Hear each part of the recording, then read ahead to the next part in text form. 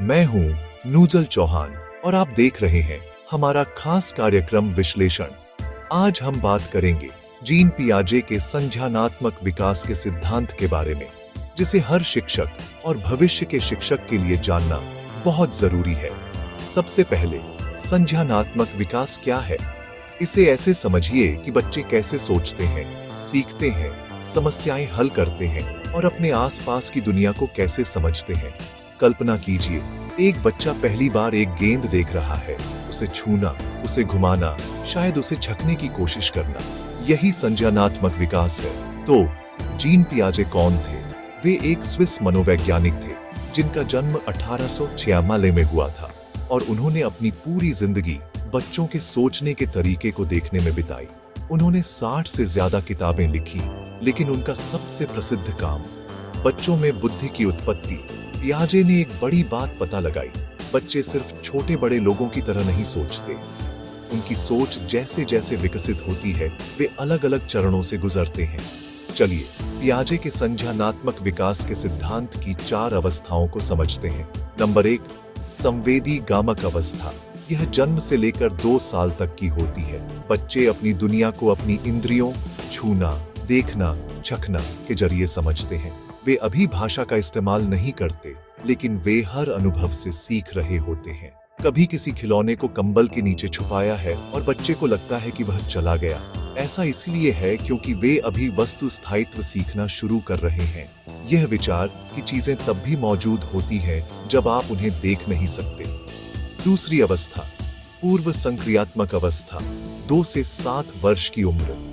अब बच्चे बोलना और अपनी कल्पनाओं का इस्तेमाल करना सीख रहे हैं, लेकिन तार्किक सोच अभी पूरी तरह से नहीं आई है। वे आत्मकेंद्रित होते हैं, मतलब वे दुनिया को अपने नजरिए से देखते हैं। एक 4 साल के बच्चे से पूछिए कि उसके दोस्त को क्या चाहिए और आपको शायद सुनने को मिलेगा, जो मुझे चाहिए। इस अवस्था में कल्पनात्मक खेल बहुत जरूरी है, जैसे डॉक्टर डॉक्टर या घर घर खेलना। तीसरी अवस्था, मूर्त संक्रियात्मक अवस्था, 7 से 11 वर्ष की उम्र। बच्चे अब तार्किक रूप से सोचना शुरू कर देते हैं, खासकर ठोस चीजों के बारे में। उन्हें संरक्षण का सिद्धांत समझ में आता है, जैसे यह जानना कि 2 गिलासों में एक ही मात्रा का रस है, भले ही वे अलग दिखते हों। वे चीजों को जोड़ना और तुलना करना भी सीख जाते हैं। और फिर चौथी अवस्था, औपचारिक संक्रियात्मक अवस्था, 11 वर्ष और उससे ऊपर। अब बच्चे संभावनाओं की कल्पना कर सकते हैं, अमूर्त विचारों के बारे में तर्क कर सकते हैं और बड़े क्या हो अगर सवालों पर बहस कर सकते हैं। उदाहरण के लिए, अगर गुरुत्वाकर्षण गायब हो जाए तो क्या होगा? अब वे इस बारे में सोच सकते हैं और सिद्धांतों पर चर्चा कर सकते हैं। तो यह शिक्षकों के लिए क्यों जरूरी है? अगर आपको पता है कि एक 5 साल के बच्चे को कहानियां पसंद हैं, लेकिन वह तर्क पहेलियों के लिए तैयार नहीं है, तो आप उसे 10 साल के बच्चे से अलग तरीके से पढ़ाएंगे, जो तुलना और गणना कर सकता है।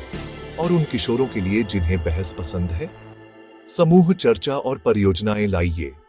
मुख्य बात, हर बच्चा अपने तरीके से अपनी अवस्था में सीखता और सोचता है। शिक्षकों के तौर पर यह हमारा काम है कि हम उनके स्तर के हिसाब से पढ़ाएं, उन्हें जल्दबाजी न कराएं और न ही उन्हें रोकें।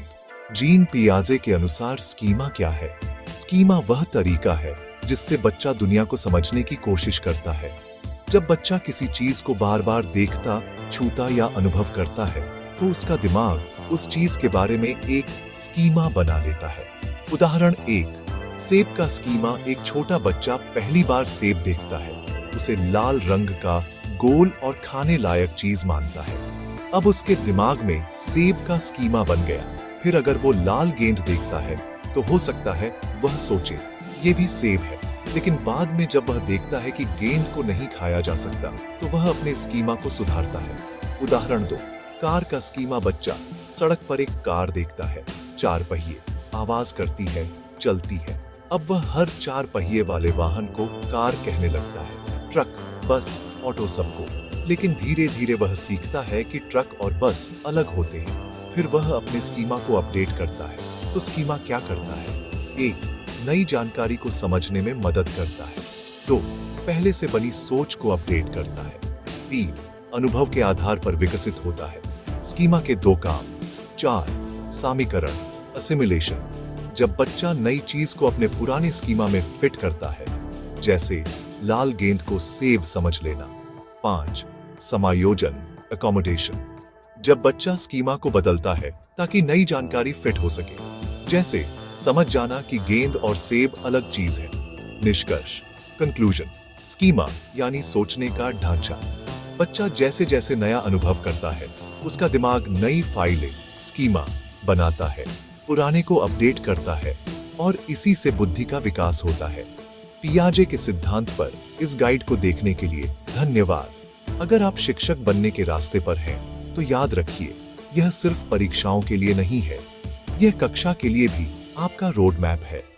अगली बार मिलते हैं।